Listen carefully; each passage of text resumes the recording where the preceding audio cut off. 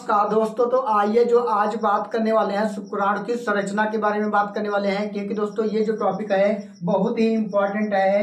ये high school inter दोनों exam में पूछा जाता है। क्योंकि दोस्तों यहाँ से प्रश्न जो बनता है वो बनता है शुक्राणु की संरचना समझाइए या शुक्राणु का नामांकित चित्र बनाइए। ये 2 नंबर में पूछा जाएगा या 1 नंबर में पूछा जाता है। ठीक है, तो आइए समझ लेते हैं कि शुक्राणु की संरचना होती किस प्रकार से है। तो ये बना है डायग्राम। अब इसको नामांकित करते हैं। ये नामांकित कैसे किया जाएगा, तो इसके मुख्य 3 भाग होते हैं। कितने भाग होते हैं? 3 भाग होते हैं। एक भाग जो होता है पहला, ये जो ऊपर वाला भाग टोटल ये वाला, इस वाले को हम बोलते हैं, इतने भाग को हेड। क्या बोलते हैं? हेड, या बोलेंगे इसको बोलते हैं सिर। क्या बोलेंगे? सिर है, इसी को बोलते हैं क्या, इंग्लिश में बोलते हैं हेड। ठीक है, एक भाग हो गया। जो दूसरा इसमें का भाग होता है वो क्या होता है? दूसरा भाग आता है यहाँ से लगा करके, ये यहाँ से भाग आएगा, दूसरा भाग यहां तक आता है, जिसको बोलते हैं क्या, ग्रीवा। क्या बोलते हैं? ग्रीवा। ग्रीवा, या बोलेंगे मध्य भाग। क्या बोलते हैं? मध्य भाग, या बोलते हैं इसको क्या बोलेंगे, मिडल फेस। ठीक है, ये बोलते हैं जो आखिरी भाग होता है यहां से लगाकर, ये जो नीचे वाला भाग है इसको बोलते हैं क्या, इसको, इस वाले भाग को बोलते हैं, पूरे यहां से लगाकर ये पूरा भाग कहलाता है पूंछ। यहां से लिखेंगे पूंछ।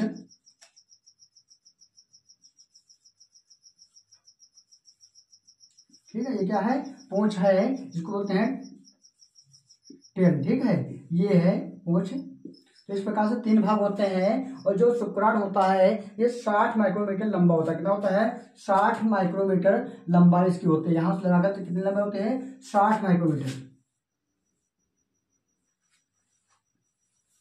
60 माइक्रोमीटर लंबाई होती है। ठीक है, और क्या होता है, आप बात कर लेते हैं सिर के बारे में। सिर में क्या क्या होता है? तो सिर होता है, सिर का प्रारंभिक भाग जो होता है ऊपर वाला, ये जो प्रारंभिक भाग होता है इसे कहा जाता है एक्रोसोम। क्या कहा जाता है?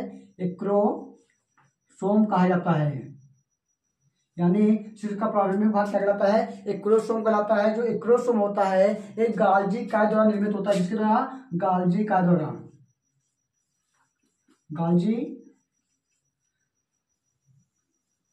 काय द्वारा निर्मित होता है, यानी बना होता है। और जो गाल्जी काय होता है, गाल्जी काय से कुछ हार्मोन से साबित होते हैं, जो क्या करते हैं, जो मादा के अंडाणु के आवरण को खोलने में सहायक होते हैं। क्या करते हैं? ये जो गाल्जी काय होता है इससे क्या हार्मोन से साबित होते हैं, जो क्या करता है, यही भाग क्या करता है, यही भाग में जो हार्मोन से साबित होते हैं वही भाग क्या, हार्मोन क्या करते हैं, जो मादा का अंडाणु होता है उसके आवरण को खोलने में सहायक होता है, जिससे शुक्राणु अंदर जाता है, मिल जाते हैं, निषेचन हो जाता है और संतान उत्पन्न हो जाते हैं इस प्रकार से। और इसमें क्या होता है, इसमें ये जो होता है केंद्रक होता है, यानी जो सिर में क्या होता है, केंद्रक भी होता है। ठीक है, केंद्रक के अंदर क्या गुणसूत्र होते हैं। क्या होते हैं? गुण सूत्र। ये क्या है? गुणसूत्र है, यानी क्रोमोसोम है। और इसके बाद क्या बात करते हैं, ये हो गया, ये होता है सिर के बारे में इतनी जानकारी होती है। अब बात करेंगे गिरिवा मध्य भाग में क्या होता है। गिरिवा मध्य भाग में पहली बात तो होता है ये इसको बोलते हैं अच्छी तंतु। क्या बोलते हैं? अच्छी। मध्य भाग में अच्छी तंतु होता है। और क्या होता है? अच्छी तंतु के इधर उधर क्या होता है, माइटोकॉन्ड्रिया। क्या होता है? माइटोकॉन्ड्रिया, यानी पावर हाउस होता है। क्या बोलते हैं इसको? है, ये है माइटोकॉन्ड्रिया बोल सकते हो। Mitochondria,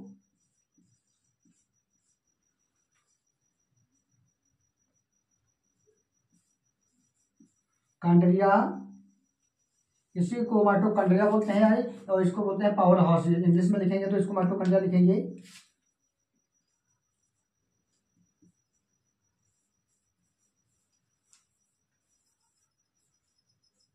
mitochondria. ठीक है, इंग्लिश में ये हो गया।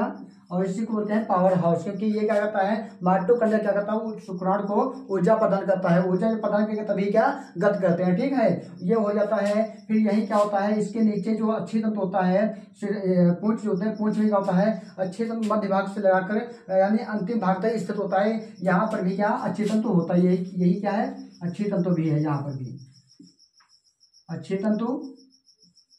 और ये अच्छी तंतु जो होता है पूंछ के अंतिम भाग तक होता है। और अच्छी तंतु के ऊपर क्या होता है, कोशिका द्रव का आवरण होता है। क्या होता है, इसके ऊपर कोशिका द्रव का आवरण होता है। कोशिका द्रव का क्या होता है, आवरण होता है। जहां पर कोशिका द्रव का आवरण जहां तक होता है उससे बोलते हैं क्या, उससे बोलते हैं मुख्य खंड। क्या बोलते हैं, मुख्य खंड बोलते हैं। मतलब यानी जहां तक कोशिका द्रव का आवरण होता है अच्छी तंतु पर उसे बोलते हैं मुख्य खंड। जहां पर नहीं होता है उसे बोलते हैं, क्या बोलते हैं, अंत्य खंड। क्या बोलते हैं, अंत्य खंड। ठीक है, इस प्रकार से क्या होता है, यानी इसको एंडीफेज बोलते हैं। क्या बोलते हैं, इंग्लिश में बोलेंगे तो क्या बनेंगे, एंड फेस बोलते हैं। इसको बोलते हैं मेन फेस।